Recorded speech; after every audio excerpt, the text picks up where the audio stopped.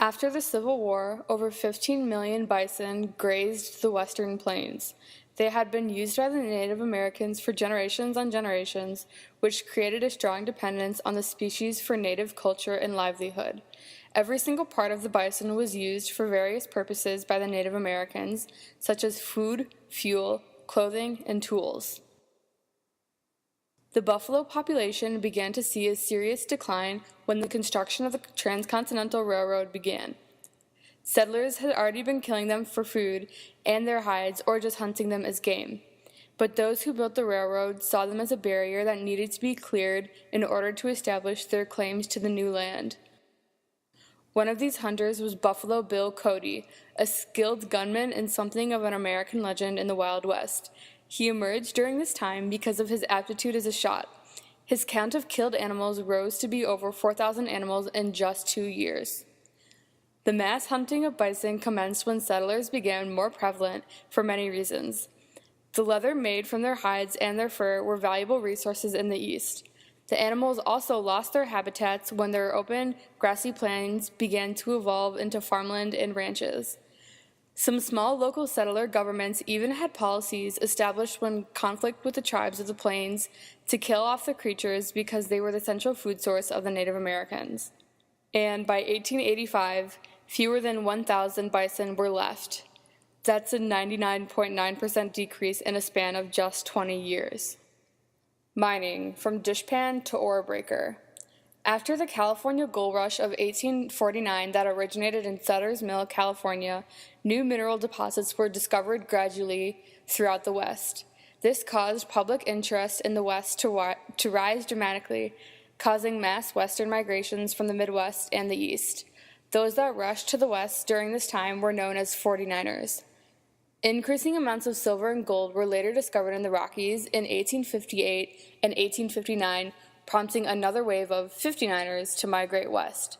Some significant towns that developed for this reason include Pikes Peak, Leadville, Comstock Lode, Coeur d'Alene, and Tombstone, Arizona. Towns such as these were referred to as boom towns. Boom towns popped up as more settlers moved west in search of gaining their fortunes. They produced gold, silver, zinc, copper, and lead, which helped fuel the Industrial Revolution in the East and increased profits. The settlers that populated these boomtowns were primarily young, unmarried men, which caused towns to have a skewed gender ratio, with men outnumbering women as high as 9-1. The mining towns also had a defined socioeconomic ladder, with rich whites owning and managing the mines that employed poor whites, Mexicans, Chinese Americans, and African Americans. As mines were exhausted, the town's inhabitants would slowly move, leaving a ghost town in their wake. One of the initial methods of mining used during this time period is known as prospecting. Prospectors' chances of finding enough stuff of value was very, very slim. They would pan for gold in streams, collecting and shaking out river sediment into tin pans in search of gold nuggets that would sink to the bottom. Oftentimes, the nuggets they'd find were not very large. Once the majority of the gold was mined from the surface, large machinery was needed to split the quartz deep in the earth where the gold was hidden, which required rich investors from the East. There were many environmental drawbacks to the institution of mining. Rock dust from drilling would be dumped in riverbeds, forming silt deposits that would cause flooding. Poisonous underground gases, such as sulfur, methane, and nitrogen dioxide, were released into the atmosphere and often caused serious and even lethal health problems for the miners. At the close of the Civil War, Texas was only sparsely settled, and large parts of Oklahoma and Kansas were designated as Indian lands. After the Civil War, Texas was home to several million longhorn cattle. These cattle were primarily killed for their hides because they were generally scrawny and there was no way of getting their meat profitably to market. The marketing problem was solved with the laying of the Transcontinental Railroad. The railroad provided a way to bring settlers and manufactured goods west and ship their agricultural and mining products. This allowed for cattle to be shipped alive to stockyards and under the control of beef barons such as the Swifts and Armours. The highly industrialized meatpacking business became a main support of economy. Giant meat stockyards in Kansas City and Chicago provided the East Coast with fresh packed meat products in the newly imported refrigerator cars. Texas cowboys, on a journey known as the Long Drive, drove herds of about 1,000 to 10,000 cattle slowly over the unfenced and uninhabited plains until they reached a railroad. This was the heyday of the cowboy. Many of them were African Americans who enjoyed the freedom of the open range.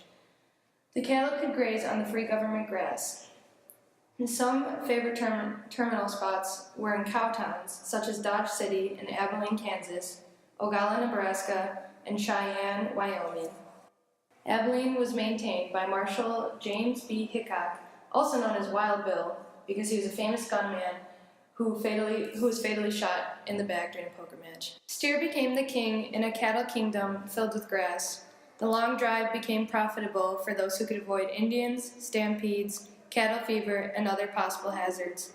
From 1866 to 1887, over 4 million steer were driven north of Texas. There was some rough confrontation, however, and dispute over land between the cowboys and shepherds. Also, the winter months during 1886 to 1887 brought temperatures reaching 68 degrees below zero, and thousands of cattle were left starving or freezing.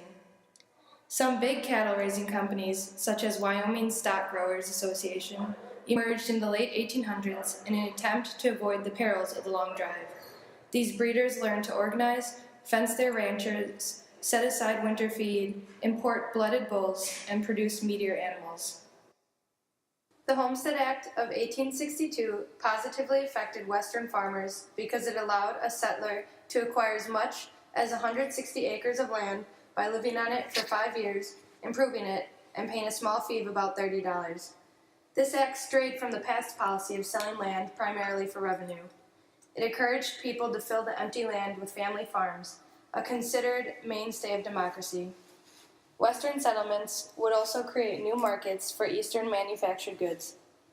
In the West and Great Plains, however, rain was scarce, the land was difficult to work with, and families had to give up on working with the harsh land. Much of the prairie was not suitable for farming at all, but it was much better grazing land. There is also some corruption and fraud spawned by the Homestead Act, for some corporations bribed workers to locate and acquire the best properties containing natural resources. Farmers began thinking of farming as a business with a cash crop of wheat, corn, or cotton instead of a self-sufficient way of life. Railroads had made it possible to sell crops at great distances, and farmers began to think in terms of a single cash crop rather than a general farming to produce their family's needs. They began to consider factors such as transportation and marketing, just like other businesses. Farming also became increasingly mechanized, which drew farmers into a cycle of purchasing ever more expensive farming machinery. As a result, the agricultural production increased remarkably. Railways also played a major role in developing the agricultural West, largely through the marketing of crops. Some railway companies persuaded Americans and European immigrants to buy the cheap land previously given to the railroads by the government. Although it was once feared to be barren, the western land provided fruitful after broken with heavy plows. Many homes were built with the soil due to the lack of trees and fuel. Due to rising crop prices, settlers pushed on westward and passed the 100th meridian, an imaginary line running north to south from the Dakotas through West Texas, separating the two different climate regions, the well-watered versus semi-dry. A 6-year drought in the 1880s desiccated the dusty region, and farmers were left for broke. New techniques of dry farming emerged during the drought period.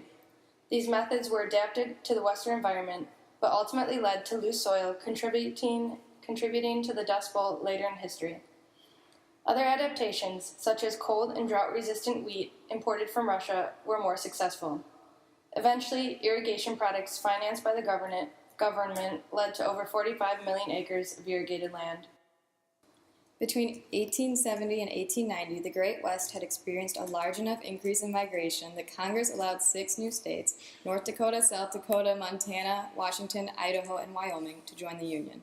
To further increase electoral and congressional votes for the Republican Congress, the federal government opened the District of Oklahoma to settlers, despite the Indians living on the land.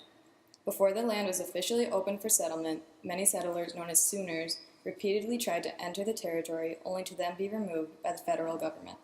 Once opened to the public on April 22, 1889, more than 10,000 people rushed to settle on the fertile plain.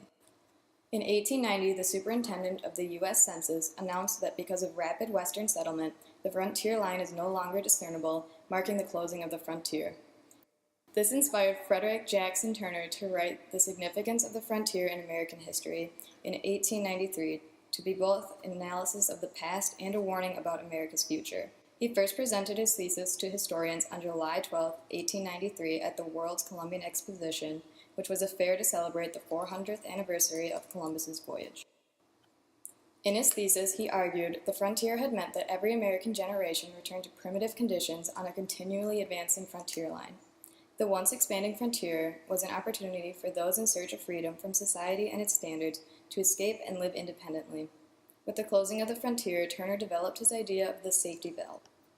His safety valve thesis explained that the frontier diffused social discontent in America by stating, so long as free land exists, the opportunity for competency exists, and economic power secures political power. Despite being ignored initially, Turner's essay gained popularity and became known as one of the most influential essays ever written about American history.